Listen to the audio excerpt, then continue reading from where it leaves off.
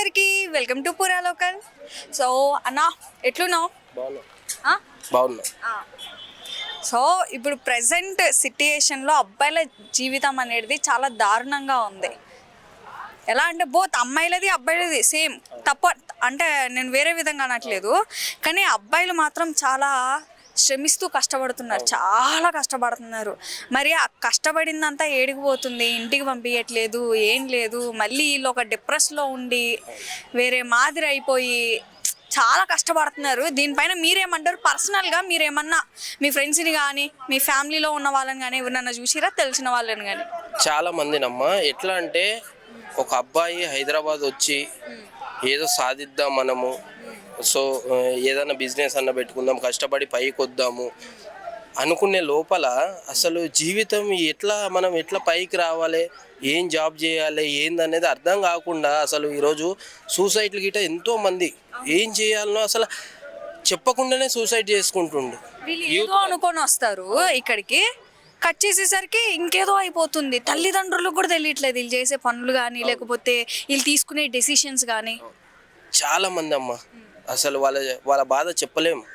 30-40 సంవత్సరాలు దాటిన గిట్ట సెటిల్ అయిన తర్వాతనే మేము పెళ్ళిళ్ళు చేసుకుంటాము, మాకు ఏదైనా బిజినెస్ ఉన్నా లేకపోతే ఏది జాబ్ అయినా సరే ఒక ₹1,00,000 కానీ 50,000 కానీ దొరికిన తర్వాతనే పెళ్ళి చేసుకుంటాం మేము అని ఎంతోమంది ఇట్లా వాళ్ళ బాధ అసలు అర్థం అవ్వట్లేదు. ఏదో సాధిద్దామని ఇక్కడికి వస్తే ఏది చేయలేక మందు అలవాటు అని ఇంకోటి ఏదో అని, గంజాయి అని, డ్రగ్స్ అని, ఏదో అని అట్లా వ్యాపారాలని వాళ్ళే తీసుకొని దానికే బానిస అయిపోయి ఏది చేయలేక సూసైడ్లు చేసుకుని, సో వాళ్ళ బాధ అర్థం అవ్వట్లేదు. వాళ్ళు ఏం చేస్తున్నారో వాళ్ళకి అర్థం. ఇక్కడికి ఎస్, డబ్బులు సరిపోకపోవడం వల్ల బెట్టింగ్ యాప్స్ ఏదో వస్తాయని అందులో గిట్ట సూసైడ్ చేసుకునే వాళ్ళు ఎంతో మంది ఉన్నారు. కట్టలేక అసలు అప్పులు చేసి మొన్న గిట్ట రీసెంట్గా చూసినాము, అబ్బాయి కిడ్నీ అమ్ముకొని మరి ఇంత డేంజర్గా తయారైండ్రు. మా ఫ్రెండ్స్లో గిట్ట చాలామంది, ఫ్రెండ్స్ అనే కాదు నేనే అమ్మ, ఈరోజు నేను హైదరాబాద్ వచ్చి ఏదో సాధిద్దామని ఇక్కడికి వచ్చిన తర్వాత 900 రోజుకి 900 శాలరీ ఉన్న రోజు 900 సంపాదించిన ఇక్కడ తినడానికి, రూమ్ రెంట్కి దానికే సరిపోతుంది, అప్ అండ్ డౌన్ డ్యూటీ చేయడానికి దానికే సరిపోతుంది. ఇంకేం సంపాదిస్తామమ్మా? ఇక్కడికి వచ్చి ఏదో ₹1 సంపాదిద్దామంటే లేదు. అమ్మ నాన్నకి ఎంతో కొంత 5,000 ఎంతో కొంత పంపుదామంటే లేదు. ఇక్కడ రూమ్ రెంట్కి, తినడానికి, ఉండడానికి, so up and down duty చేయడానికే సరిపోతుంది. ₹1 గిట్ట అసలు మిగలట్లేదు. మళ్ళీ ఏదో సినిమా అని లేదా వెళ్దాం ఏదో ఆశతో కొద్దిగా బాధనన్నా కూల్ అవుతుందని సినిమాకి వెళ్ళినా గిట్ట అసలు డబ్బులు సరిపోవట్లేవు. ఇక్కడ మేము ఏదో ఊహించుకొని వస్తే ఇక్కడ ఏం లేదు అసలు. సో ఊర్లో ఉండడం, అమ్మ నాన్నతో ఉండడం, సంతోషంగా ఎంతో కొంత పని చేసి సో అక్కడే ఉండాలని నేను అనుకున్నా. అసలు హైదరాబాద్కి వచ్చి ఏదో సాధిస్తాం అనుకుంటాం కానీ ఏమీ లేదమ్మా ఇక్కడ నిజం చెప్పాలంటే.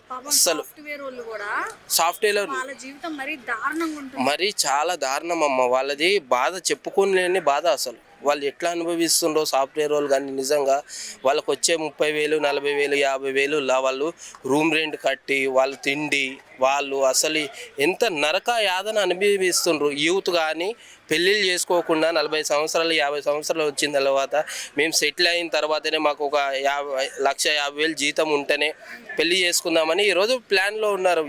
50 సంవత్సరాలకు పెళ్ళి చేసుకునే వాళ్ళు ఉన్నారు ఈరోజు. ఇటు అబ్బాయి కానీ ఇటు అమ్మాయి కానీ సెటిల్ అయిన తర్వాతనే పెళ్ళి చేసుకుందామని మైండ్లో ఫిక్స్ అయ్యిండ్రు. కానీ ఏమి చేయలేక ఆఖరికి మత్తు పదార్థాలకు, మందుకి, డ్రగ్స్, గంజాయి చాలా మంది అమ్మ. స్నేహితులు కొంతమంది ఏంటంటే స్నేహం అంటే డబ్బు ఉంటే స్నేహం చేద్దాము, డబ్బు లేకపోతే వాడేందుకు మనకు అని కొంతమంది గిట అరే నువ్వెంతో డిప్రెషన్లో ఉన్నావు, ఈరోజు బీర్ అయ్యి లేకపోతే మందు తాగు లేకపోతే గంజాయి అని, డ్రగ్స్ అని, ఇట్లా కొంతమంది చెడగొట్టే వాళ్ళు గిట ఉన్నారు ఫ్రెండ్స్. కానీ మనం మంచి వ్యక్తితో స్నేహం చేయాలమ్మా, ఎవరు పడితే వాళ్ళతో చేయకూడదు. కొంతమంది చెడగొట్టే నా కొడుకులు ఉన్నారు ఫ్రెండ్స్ గిట, కొంతమంది మంచి వాళ్ళు ఉన్నారు. ఇటు అబ్బాయిలు కానీ అటు అమ్మాయిలు కానీ స్నేహం చేస్తే మంచి వ్యక్తులతో చేయండి, మంచి విశాల వ్యక్తితోటి స్నేహం చేయాలి. కానీ చెడదెబ్బ నా కొడుకులు ఎంతో మంది ఉన్నారమ్మా. వీళ్ళు గిట్ట జాగ్రత్త పడి మనం దేని గురించి, ఏ లక్ష్యం గురించి అయితే ఇక్కడికి వచ్చినామో దాన్ని సాధించాలి, ఫోకస్ మొత్తం దాని మీదనే ఉండాలి. కానీ నువ్వు చెడు దూరాలకు వెళ్ళి అమ్మాయి అని లేకపోతే ఫ్రెండ్స్ అని ఇట్లా వెళ్ళిపోయి అమ్మాయిలతో క్లోజ్గా ఉండి ప్రేమ అని లవ్ అని ఏదో అని వెళ్ళి మనము ఏదైతే ఇక్కడికి వచ్చి ఏదో సాధిద్దాం అనుకున్నాం చూడ అది కోల్పోతున్నారు వీళ్ళు. సో ఫ్రెండ్స్లో కానీ లేకపోతే అమ్మాయిలో కానీ లవ్ అని ఇట్లా మా ఫ్రెండే కదా సాయం చేస్తాడని ఎవరికి సాయం చేయరమ్మా ఈ రోజుల్లో. నిజంగా కలియుగంలో బతుకుతున్నట్లుంది ఈరోజు మనం. ఎందుకంటే స్నేహం గిటే ఈరోజు మనకి యూజ్ అవ్వట్లేదు. అప్పట్లో పెద్ద మనుషులని నమ్మాలరా వాళ్ళు న్యాయం చేస్తారంటారు. ఈరోజు లేదు, ఆ పరిస్థితి లేదు. సో అటువంటి జనరేషన్లో మనం ఏదైనా జాగ్రత్తగా ఉండాలి. యూత్ ఎంతో బాధపడుతున్నారు, వాళ్ళ బాధ లోపల ఎంత ఉంది బయటికి అయితే చెప్పట్లేరు. అస్సలు అమ్మ నాన్న గిట చెప్పట్లేరు. నేను అది సాధించేదాకా ఎవరికి చెప్పొద్దని వాళ్ళు బాధపడుతున్నారు. ఈ బెట్టింగ్ యాప్ అని ఏదో వస్తాయని, వ్యాపారం అని, బిజినెస్ అని ఏదేదో అని, ఒక జాబ్ దొరికితే 1 లక్ష రూపాయలు 50,000 దొరుకుతాయని.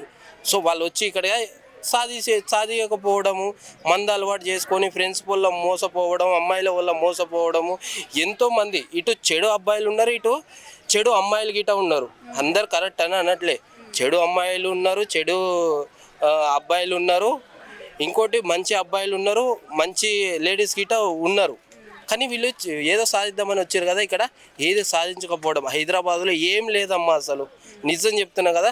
చేసుకోవడానికి పని గిట సరిగ్గా లేదు. సో ఉన్నా గిట 4-5 రోజులు ఉంటేనే వాళ్ళ బాధ అయితే చాలా లోన ఉంది. అందువల్ల ఏదో సాధిద్దామని వచ్చారు కానీ ఏ సాధించకపోవడము, అప్పులు చేసి బెట్టింగ్ షాప్స్ అని ఏదేదో వాళ్ళు ఊహించుకొని ఏదేదో చేద్దాం అనుకొని సూసైడ్ చేసుకుంటున్నారు. ఈరోజు ఆ చెడు దూరాలకి వెళ్ళొద్దు మీరు.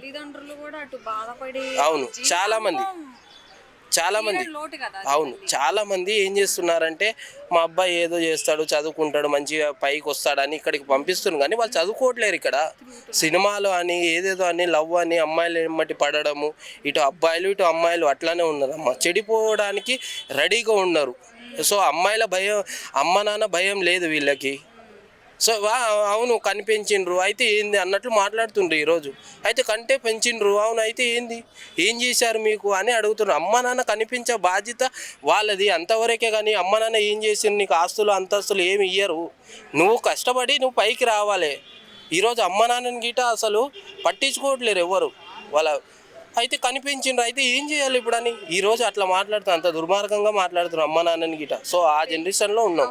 యాజ్ అ బాయ్గా మీరు చెప్పండి, ఒక అబ్బాయి పెళ్లి చేసుకుంటే బెటర్ అంటారా, చేసుకోకపోతే బెటర్ అంటారా? అసలు చేసుకున్నప్పుడే ఇంత నరక యాతన అనుభవిస్తున్నామమ్మా. 900 జీతం చేసినా నీకు రూమ్ రెంట్కి, తినడానికి, అప్ అండ్ డౌన్కి సరిపోతుంది. ఇంకా పెళ్ళి చేసుకుంటే నీకు ఏం మిగులుతుంది అసలు? అప్పుడు నువ్వు కనీసం 1,00,000 రూపాయలన్నా సంపాదాలి. నెలకి 1,00,000 రూపాయలు సంపాదిస్తే నీకు పిల్లలతో భార్య భర్తలతో రూమ్ రెంట్, తిరగడానికి, అదే అప్ అండ్ డౌన్ డ్యూటీ చేయడానికి, కూరగాయలకి, గ్యాస్కి, కరెంట్ బిల్లుకి అప్పుడు సరిపోతుంది. కానీ 1,00,000 రూపాయలు పైనే ఉంటే సరిపోతుంది. కానీ 1,00,000 రూపాయలు కిందికి ఉంటే అస్సలు సరిపోదమ్మా.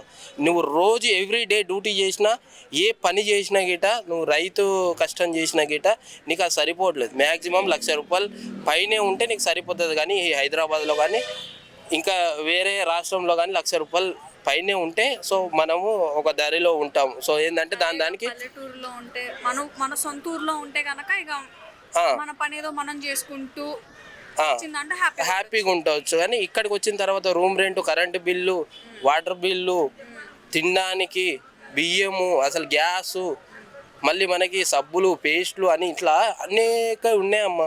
ఎప్పుడో ఒకసారి సినిమాకి వెళ్ళడం అని, మళ్ళీ అప్ అండ్ డౌన్ ఎంతో దూరం డ్యూటీ అంటే ఇక్కడే ఉండదు. మనకు నచ్చిన దగ్గరే డ్యూటీ దొరకదు. మనం ఎత్తుకుంటూ వెళ్ళాలి మళ్ళీ హైదరాబాద్. సో అటువంటి పరిస్థితిలో ఉన్నాం మనం. అసలు పెళ్ళి చేసుకున్నప్పుడు ఇంత నరక యాతన అనుభవిస్తున్నామే. యూతే 50 సంవత్సరాల నుంచి పెళ్ళి చేసుకోకుండా ఒంటరిగా ఉండి ఏదో సాధిద్దామని పెళ్ళి చేసుకుంటే ఇంకేం పరిస్థితి? అప్పుడు 1,00,000 రూపాయలన్నా చేయాలి వీడు. మ్యాక్సిమం నెలకి 1,00,000 రూపాయలన్నా కష్టపడాలి. కష్టపడితేనే సరిపోతుంది, లేదంటే సరిపోదు. రెంట్ల గిట్ట బివత్సంగా రెంట్లమ్మా 20,000, 30,000, 40,000. మళ్ళీ current bill separate, water bill separate, మళ్ళీ తినడానికి ఉండడానికి ఎక్కడ సరిపోతుంది? ఇప్పుడే బ్యాచిలర్ లైఫ్లోనే సరిపోవట్లేదు. ఫ్యామిలీ వస్తే ఇంకేం సరిపోతుంది? వాడు మినిమం 1,00,000 రూపాయలు సంపాయాలి. సో చదువుకోవడానికి కొద్దిగా ఎడ్యుకేటెడ్ ఉన్నా గిట్ట సంపాదలేకపోతుండే. ఈరోజు ఇక్కడికి వచ్చి ఏదో సాధిద్దాం, బిజినెస్ అని, అదని ఇదని ఏదో చేద్దామంటే ఏది చేయలేకపోతున్నాం. దొంగనా కొడుకులు ఫ్రెండ్స్ ఉన్నారు, అమ్మాయిలు గిట్ట ఇటు చెడుగా ప్రవర్తిస్తున్నారు. సో ఇటువంటి జనరేషన్లో మన కలియుగంలో బతుకుతున్నట్లుంది ఇది ఓవరాల్గా.